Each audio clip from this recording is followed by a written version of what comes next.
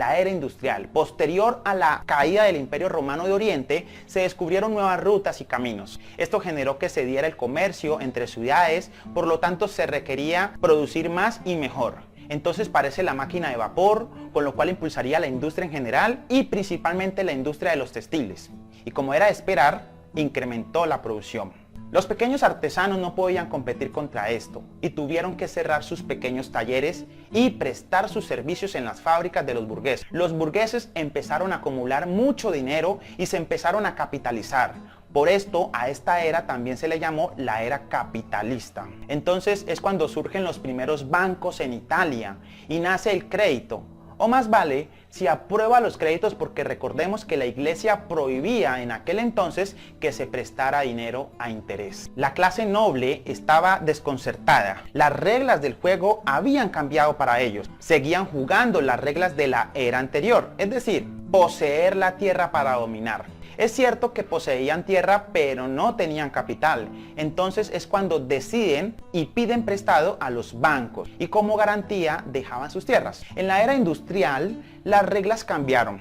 Ya la regla no era poseer tierras, como sí lo era en la era agrícola. Ahora las reglas del juego consistían en tener capital e invertirlo en medios de producción como fábricas, producir, ganar y de nuevo invertir. Al mismo tiempo, los burgueses como clase social cada vez ganaban más poder, pues su riqueza les permitía comprar tierras, educarse en las universidades, con lo cual podían aspirar a ser parte de la clase noble. Recordemos que para ser noble se necesitaba tierras. Y estos, los burgueses, tenían con qué comprarla. A la misma vez, los esclavos fueron liberados, entre comillas, y fueron enviados a las ciudades donde les tocaba que trabajar en las fábricas. Prestaban su mano de obra y lo que ganaban era tan poquito que tenían que gastarlo incluso en lo que estas mismas fábricas producían. Era lindo el negocio.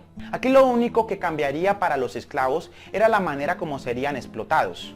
Entonces nace un nuevo término para los esclavos y se les puso un nombre más elegante: empleado. ¿Has notado cómo se parece el empleo a la esclavitud? En esa época, ser empleado no era algo mejor que ser esclavo o siervo. Si bien como esclavos debían trabajar duro, por lo menos tenían un horario de trabajo.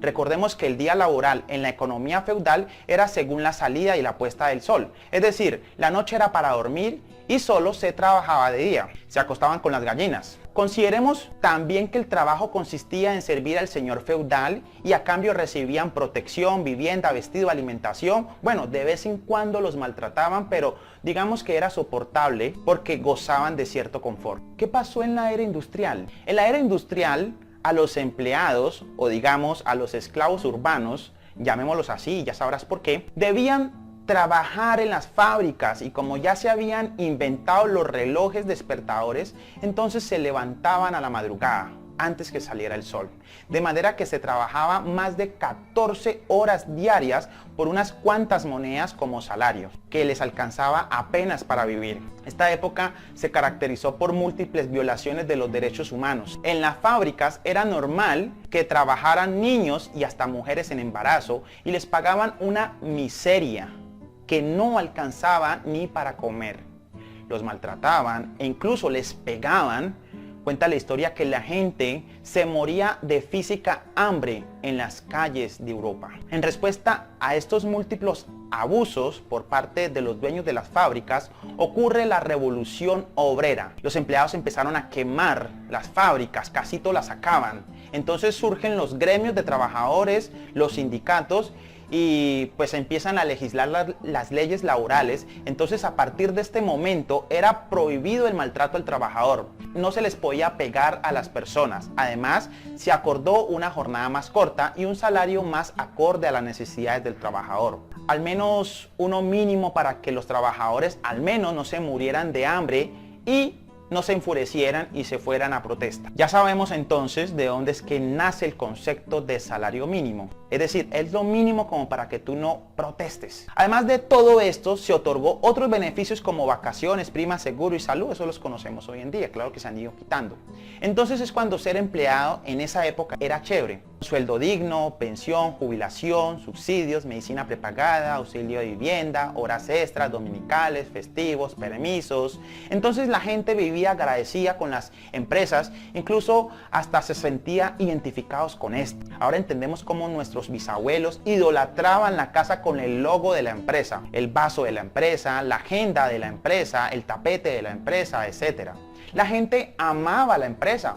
Era de esperar pues que entraba el muchacho joven a la empresa y salía viejito y trabajaba por más de 40 años. Toda una vida entregada a la empresa y luego le sucedía el hijo. Por eso nuestros antepasados inculcaron a sus hijos a que lograran entrar a una buena empresa y de esta manera lograron un estilo de vida cómodo sin preocupaciones. Con el tiempo las empresas fueron tecnificando sus procesos.